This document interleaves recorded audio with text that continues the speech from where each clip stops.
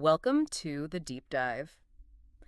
Ever really stop and think about how jobs, even entire professions, can just sort of vanish? It's a bit unnerving, right? Makes you look at your own skills and wonder, how future-proof are they really? Yeah, absolutely. And we've got some really interesting material to dig into on this today. We're looking mainly at this piece that reflects on how professions disappear over time, especially with tech changing so fast. Right. And we're backing that up with something pretty concrete.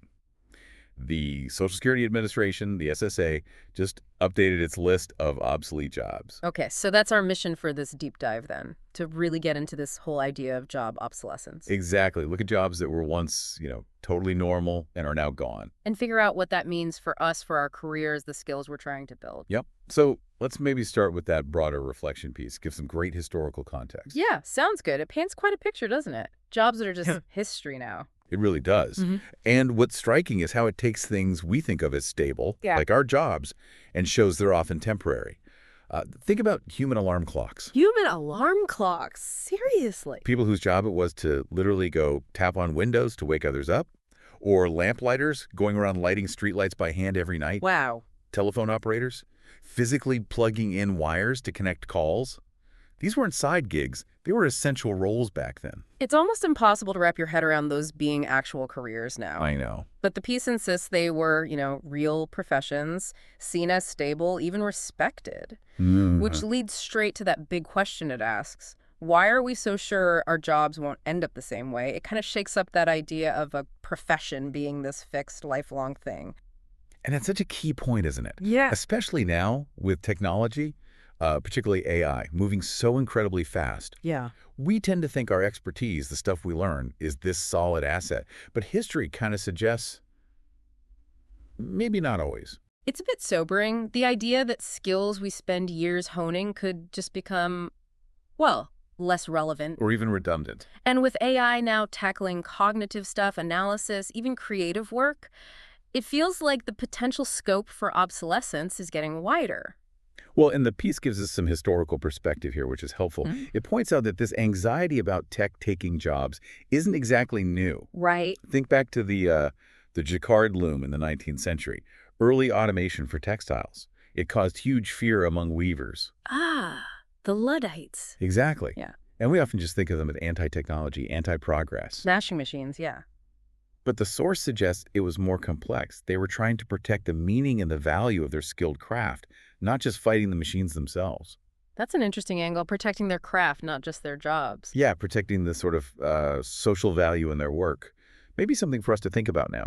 And you see this pattern again and again, right? The Industrial Revolution shifts artisans to factories. Then computers come along, impacting typists, operators, printers. Calculation jobs, too, I suppose. Definitely. And more recently, you see automation affecting cashiers, dispatchers, travel agents, even proofreaders with advanced algorithms. It's this constant cycle. New tech, fear, some resistance maybe, then adaptation.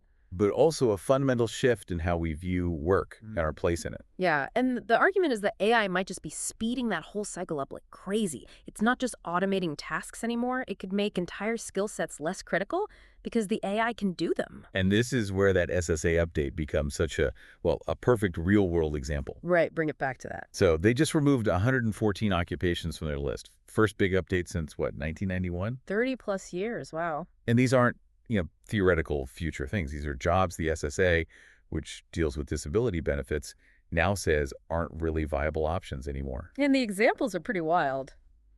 Reptile farmer. Reptile farmer. Also log scaler, canary breeder. A log scaler, what did they do? Basically estimate the usable wood in logs manually. Ah, okay. You can see how tech replaces that. Exactly. These were actual occupations listed in the Dictionary of Occupational Titles, the DOT.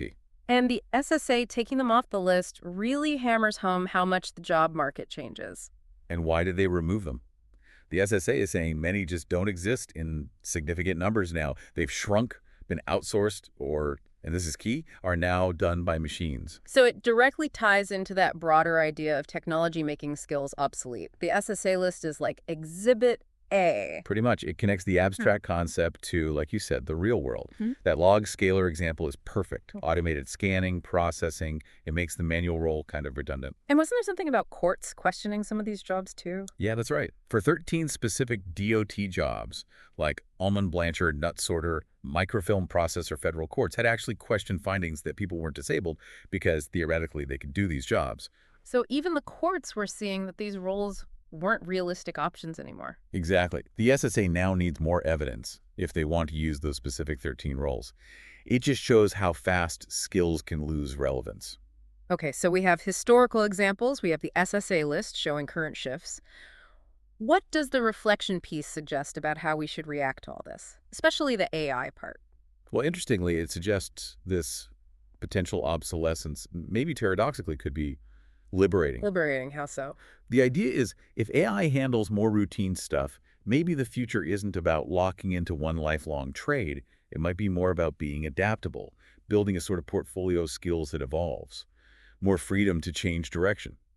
So less focus on a fixed career path, less of the what do you want to be when you grow up question. Right, and maybe more focus on questions like, what problems do you find interesting, or what impact do you want to make? What experiences do you want to collect? Yeah, exactly.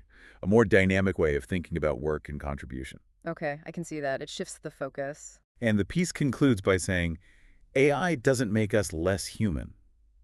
If anything, it forces us to really double down on what is uniquely human. Like creativity, adaptability. Precisely. Innovation, critical thinking, empathy, Yeah. the stuff that's really hard to automate or codify, Yeah. the ability to create something new in the moment. So wrapping this all up, we've seen these historical examples like the lamplighters, the operator. Backed up by the very current SSA update, removing jobs like reptile farmer and log scaler. It all paints this picture of work constantly evolving, and technology, especially AI, is really pushing the accelerator pedal now. For sure. And the big takeaway seems to be that while specific job titles might fade away, the need for those core human skills, thinking critically, being creative, adapting to change that need, is probably stronger than ever. Which brings us right back to that question for you, the listener. Take a hard look at the skills you're building right now. Yeah. Are they mostly tied to tasks that, well, an algorithm might eventually handle pretty easily? Or are you actively cultivating those uniquely human abilities? The creativity, the complex problem solving, the collaboration, things that will likely stay valuable no matter how the tech landscape shifts. It's about future-proofing your own uh, container of skills, as the Sure. source put it. What steps can you take starting now to make sure you're ready for whatever comes next in this changing world of work? Something definitely worth thinking about.